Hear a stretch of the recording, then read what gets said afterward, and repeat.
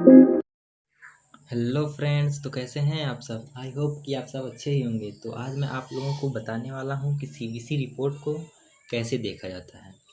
बिल्कुल हिंदी में बताऊंगा, फुल डिटेल्स दूंगा, इसलिए वीडियो को लास्ट तक देखिएगा। देखिए, सीबीसी का जो है पूरा नाम कंप्लीट ब्लड काउंट है। सीबीसी रिपोर्ट को जो है एफबीसी या एफबीई के नाम से भी जाना जाता है। एफबीसी मतलब होता है फुल ब्लड काउंट और एफबीई का फुल फॉर्म है फुल ब्लड एग्जामिनेशन। तो अब हम बात करते हैं कि सीबीसी करवाने की हमें ज़रूरत कब पड़ती है। देखिए, सीबीसी हमें जो है जनरल हेल्थ चेकअप के लिए करवाना पड़ता है और कुछ छोटी मोटी जानकारी प्राप्त करने के लिए, जैसे हीमोग्लोबिन का जो है घटना बढ़ना और किसी भी तरह का फीवर हो गया हो या किसी भी प्रकार का इन्फेक्शन हो गया हो, उस सब की जांच करने के लिए हमें सीबीसी रिपोर्ट करवानी पड़ती है।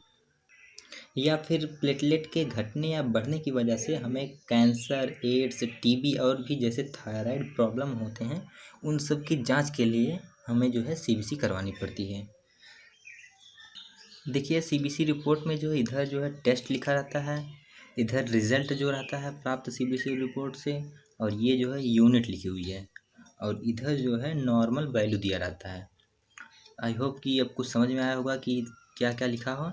आगे मैं आपको वीडियो में बताऊंगा कि जो ब्लड में जितने भी सारे रक्त कणिकाएं होती हैं, जैसे हीमोग्लोबिन हो गया, डब्ल्यूबीसी हो गया, आरबीसी हो गया, प्लेटलेट हो गया, इन सब के घटने या बढ़ जाने से कौन कौन सी डिसीज हमें हो जाने के चांस रहते हैं, उन सब के बारे में बताऊंगा। जैसे हीमोग्लोबिन का नॉर्मल वैल्यू दिया हुआ है, अगर नॉर्मल वैल्यू से कम है, ज़्यादा है, तब कौन सा डिसीज है। टीएलसी दिया हुआ, टीएलसी से नॉर्मल वैल्यू से कम या ज़्यादा हो गया, तब कौन सा डिसीज है। डीएलसी, टीएलसी का मतलब होता है डब्ल्यूबीसी होते हैं। डब्ल्यूबीसी जो 5 टाइप के होते हैं, जैसे न्यूट्रोफिल, लिम्फोसाइट, स्नोफिल्स, मोनोसाइट्स और बेसियोफिल्स। इन सभी पाँचों को जो है घट बढ़ जाने से कौन सा डिसीज होगा, इन सब की चीज़ों में चर्चा करूँगा। और प्लेटलेट के बारे में भी, इसके घटने बढ़ने से आरबीसी, पीसीवी, एमसीएच के घटने बढ़ने से कौन सी डिसीज होने के चांस हैं, एमसीएचसी इत्यादि, इन सभी चीज़ों के बारे में मैं आज पूरा चर्चा करूँगा कि कौन सा कोई भी चीज़ घट या बढ़ जाए तो कौन सा डिसीज होने की संभावना होती है। इसलिए वीडियो काफ़ी इंटरेस्टिंग बनने वाली है, वीडियो को फुल लास्ट तक देखिएगा। देखिए, सीबीसी रिपोर्ट जब आप देखेंगे तो सबसे ऊपर लिखा रहेगा हीमोग्लोबिन। हीमोग्लोबिन जो है नॉर्मल वैल्यू 12 से 16 ग्राम दिया रहता है। अगर 12 से 16 ग्राम के बीच में है तो नॉर्मल वैल्यू माना जाता है। बट अगर उससे कम है अर्थात 12 से कम है, तो आपको एनीमिया भी हो सकता है। लेकिन अगर 16 से अधिक है तो आरबीसी काउंटिंग जो है बढ़ जाती है। अर्थात यह जो है 16 से ऊपर तभी होता है, या स्मोकिंग की वजह से होता है। अक्सर जो है स्मोक पर्सन को 16 से ऊपर रहता है। टीएलसी अर्थात टोटल ल्यूकोसाइट काउंट अर्थात डब्ल्यूबीसी ही होता है। यह इसका जो है नॉर्मल वैल्यू 4000 से 10,000 के बीच में होता है। इसका जो है घटना बढ़ना जो है किसी प्रकार के इन्फेक्शन की वजह से होता है। जब कोई भी इन्फेक्शन हमारे ऊपर अटैक करता है तो यह टीएलसी का वैल्यू जो बढ़ जाता है। फिर आता है डीएलसी। डीएलसी का मतलब होता है डिफरेंशिएट ल्यूकोसाइट काउंट। यह जो है 5 टाइप का होता है। पहला होता है neutrophils, lymphocytes, eosinophils, monocyte, basophils. इन पांचों के बारे में आप डिटेल से बारे में बात करेंगे। पहला आता है न्यूट्रोफिल्स। न्यूट्रोफिल का नॉर्मल वैल्यू जो है 50 से 70% होता है। अगर इसके बीच में है तो वह नॉर्मल माना जाता है। बट अगर 50 से कम है या 70 से ऊपर है तब कौन कौन से डिसीज होंगे। देखिए, अगर 50 से कम है तब आपको टीबी हो सकता है, typhoid, bone marrow failure, autoimmune disease, ये सब होने के चांस होते हैं। बट अगर 70% से ऊपर हो रहा है तो आपको बैक्टीरियल इन्फेक्शन हो रहा है कोई, या एक्यूट इन्फेक्शन हो रहा है, इसलिए यह जो है न्यूट्रोफिल्स बढ़ रहे हैं। फिर आता है लिम्फोसाइट। लिम्फोसाइट का नॉर्मल वैल्यू 20 से 40% दिया है। अगर यह बढ़ने पर आपको थायराइड, टीबी, मम्प्स, कुपोषण हो सकते हैं। बट इसकी कमी होने पर जो है आपको वायरल इन्फेक्शन जैसे कैंसर, एड्स, ये सब होने के चांस रहते हैं।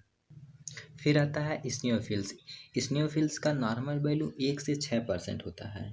इसके बढ़ने पर जो है आपको अस्थमा, ब्लड पैरासाइट्स और इंटेस्टाइनल पैरासाइट या इन्फेक्शन होते हैं।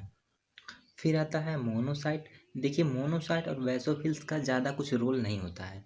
बट यह जो हमेशा लगभग सभी पर्सन में सेम ही रहता है। देखिए, मोनोसाइट के बढ़ जाने से इसे मोनोसाइटिस भी बोला जाता है, और बेसिलोफिल्स के बढ़ जाने से जो आपको बॉडी में सूजन आ जाता है। इन सब का जो है काफ़ी कम रोल होता है।